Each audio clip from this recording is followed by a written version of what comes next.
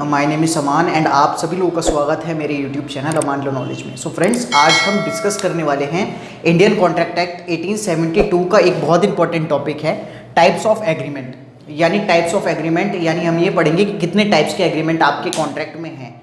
सो मैं आपको बताऊँ ईजी वे में, 4 टाइप्स के हमारे कॉन्ट्रैक्ट होंगे। वैलिड एग्रीमेंट, आप वैलिड कॉन्ट्रैक्ट या वैलिड एग्रीमेंट भी कह सकते हैं। एक एग्रीमेंट, एक कॉन्ट्रैक्ट कब बनता है मैंने आपको बताया था, जब क्या हो वो enforceable by law, enforceable by law. ठीक है, अगर आप मेरी कॉन्ट्रैक्ट लॉ की वीडियो देखना चाहते हैं तो आप क्या कर सकते हैं, डिस्क्रिप्शन बॉक्स में जाकर प्लेलिस्ट आप कॉन्ट्रैक्ट लॉ की देख सकते हैं, उसमें आपको सारे टॉपिक्स 1 बाय 1 मिल जाएंगे। एंड अगर आप PCSJ या लॉ की क्लासेस भी लेना चाहते हैं फ्रेंड्स, तो आप मुझे व्हाट्सएप कर उसके बारे में आप पूछ सकते हैं और ज्वाइन कर सकते हैं आज ही BLLB या PCSJ की क्लासेस। सो आइए स्टार्ट करते हैं अपना वीडियो। फर्स्ट आता है वैलिड एग्रीमेंट फ्रेंड्स। यानी वैलिड एग्रीमेंट्स कौन से होते हैं, बेसिकली मैं आपको बताऊं।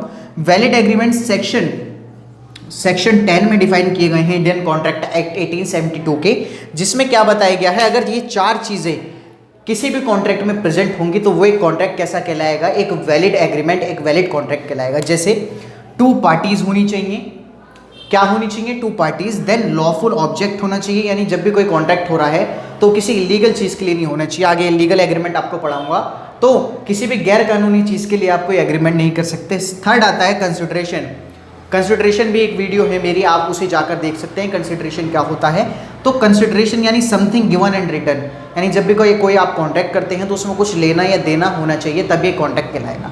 फोर्थ आता है फ्री कंसेंट, यानी जब भी आप कोई कॉन्ट्रैक्ट करते हैं तो उसमें अगर आप कोई भी कॉन्ट्रैक्ट किसी फ्रॉड से कर रहे हैं या आप उसे मिस रिप्रेजेंट कर रहे हैं कॉन्ट्रैक्ट को, तो ऐसा कॉन्ट्रैक्ट वैलिड नहीं, एक वॉइड कॉन्ट्रैक्ट हो जाएगा।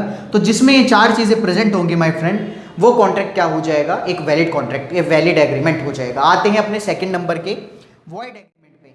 वॉइड एग्रीमेंट सेक्शन 2G में डिफाइन है फ्रेंड्स, आप ध्यान रखिएगा कौन से सेक्शन में है, सेक्शन 2G।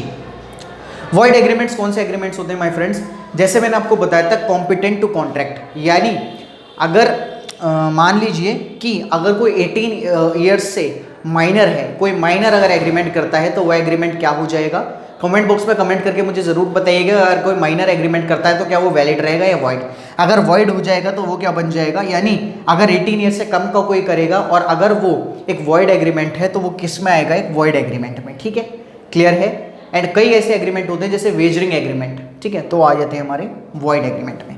थर्ड आता है my friends voidable contract, voidable agreement. ये कौन से सेक्शन में डिफाइन है, सेक्शन 2I में। यानी सेक्शन 2I में जाके जब आप पढ़ेंगे तो आपको ये पता लगेगा कि वॉइडेबल जो कॉन्ट्रैक्ट या एग्रीमेंट है वो क्या होते हैं। इसमें क्या है, बेसिकली शॉर्ट में बताऊं आपको कि जब भी 2 पार्टीज में से एक पार्टी को ये राइट होता है, यानी अगर उसके साथ कॉन्ट्रैक्ट किसी फ्रॉड, मिस्टेक या मिस रिप्रेजेंटेशन से करा जाता है, यानी फ्रॉड, मिस्टेक या मिस रिप्रेजेंटेशन से अगर करा जाता है, तो ऐसे एग्रीमेंट में एक पार्टी को ये राइट होता है कि वो कोर्ट जाकर उस वॉइडेबल कॉन्ट्रैक्ट को कैंसिल करवा सके। तो ये है हमारा वॉइडेबल कॉन्ट्रैक्ट। लास्ट टॉपिक आता है हमारा माय फ्रेंड्स इलीगल एग्रीमेंट्स।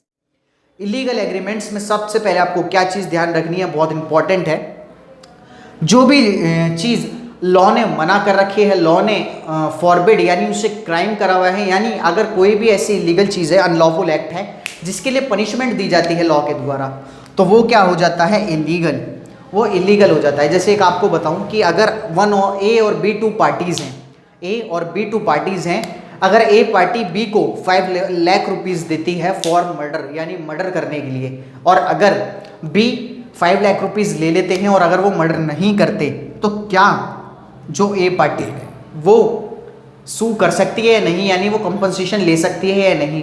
तो मैं आपको बता दूं, बिल्कुल नहीं ले सकती, क्योंकि कोर्ट का ये कहना है कि अगर इलीगल एग्रीमेंट्स कोई होता है तो इलीगल एग्रीमेंट क्या हो जाता है, वॉइड एग्रीमेंट बन जाता है, क्योंकि उसमें आप कंपनसेशन नहीं ले सकते। लॉ ने जो कार्य मना कर रखे हैं अगर आप उन्हें करते हैं तो वो इलीगल एग्रीमेंट में आते हैं।